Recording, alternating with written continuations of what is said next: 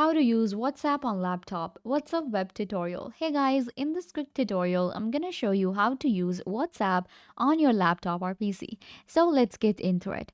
First of all, you can go to your web and you can search for WhatsApp for PC. And it will show you this link right here, which is whatsapp.com/download, and you will be able to find it like this is the first link.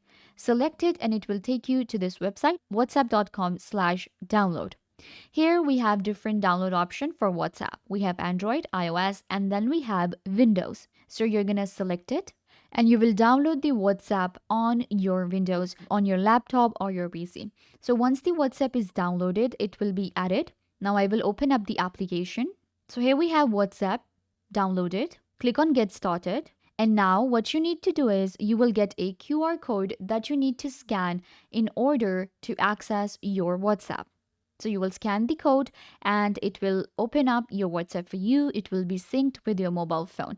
If you do not have an account on WhatsApp, then you can create one with your phone number. This way you will be able to use it on your PC or laptop very easily and transfer files or chat with your friends. I hope that I was a big help. Don't forget to give this video a big thumbs up, leave a comment down below, turn on bell notification and subscribe to YouTube channel.